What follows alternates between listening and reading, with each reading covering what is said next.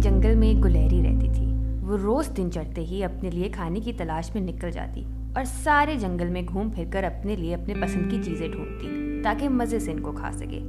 یہ گلہری تیزی سے درختوں پر چڑھنے میں مہارت رکھتی ہے، اس لیے وہ سارا دن بہت سے درختوں پر چڑھتی اترتی اور اپنے پسند کے پھل اور بیج کھاتی۔ ویسے تو اس جنگل میں بہت سے مختلف پھلوں کے درخت تھے، لیکن گلہری کو اخروٹ سب سے زیادہ پسند تھے۔ جنگل میں ایک بہت بڑا پہاڑ تھا جس کے قریب اخروٹ کے بہت سے درخت تھے اور گلہری اکثر وہاں اخروٹ کھانے جاتی تھی۔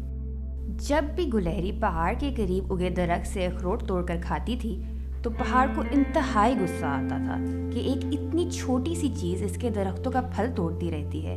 وہ سوچتا ہے کہ وہ خود اتنا بڑا ہے کہ جنگل کے بڑے بڑے درخت بھی اس کے سامنے چھوٹے معلوم ہوتے ہیں، تو یہ ننھی سی گلہری کیا چیز ہے۔ کچھ ہی دنوں بعد جب گلہری دوبارہ وہاں آئی اور اپنے لیے اخروٹ توڑنے لگی تو اس کو ایک بہت رعبدار آواز سنائی دی۔ وہ مڑ کر دیکھتی ہے تو اسے پتہ چلتا ہے کہ پہاڑ اسے غصے سے دیکھ رہا ہوتا ہے۔ تم ایک چھوٹی سی گلہری ہو اور بار بار میرے درختوں سے پھل توڑنے آ جاتی ہو۔ میں بہت بڑا اور طاقتور ہوں اور میرے مقابلے میں تمہاری کوئی حیثیت نہیں۔ تمہیں مجھ سے ڈرنا چاہیے اور اس بات پر شرمندہ ہونا چاہیے کہ دنیا میں تمہاری کوئی اہمیت نہیں۔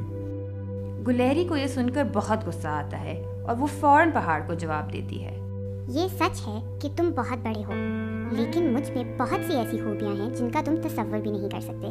پہاڑ یہ سن کر کچھ پریشان ہو جاتا ہے۔ کیا تم میری طرح تیزی سے درختوں پر چڑھ سکتے ہو؟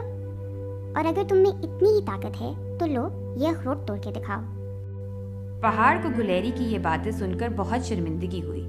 اس کے پاس گلہری کی ان باتوں کا کوئی جواب نہیں تھا۔ اتنا بڑا ہونے کے باوجود وہ اخروٹ نہیں توڑ سکتا۔ دنیا میں آنے والی ہر مخلوق کا کوئی نہ کوئی مقصد ہے۔ کسی کی بھی اہمیت کو کم یا زیادہ نہیں سمجھنا چاہیے، اور نہ ہی کسی کے چھوٹے بڑے ہونے سے اس کی قابلیت کا اندازہ لگانا چاہیے۔ پہاڑ کو اپنی غلطی کا احساس ہو جاتا ہے اور وہ دوبارہ کبھی گلہری کو درخت سے پھل توڑنے سے نہیں روکتا۔ پیارے بچوں، پہاڑ اور گلہری کی یہ کہانی اصل میں علامہ اقبال کی ایک نظم سے لی گئی ہے۔ اس کہانی میں ہمارے لیے بہت اہم سبق ہے۔ ہمیں کسی کی بھی اہمیت کو کم نہیں سمجھنا چاہیے۔ ہر کسی کا اس دنیا میں کوئی نہ کوئی مقصد ہے، اس لیے ہمیں چاہیے کہ ہم کسی کی قابلیت کا اندازہ اس کے بڑے یا چھوٹے ہونے سے نہ لگائیں اور ہر ایک کے ساتھ احترام سے پیش آئیں۔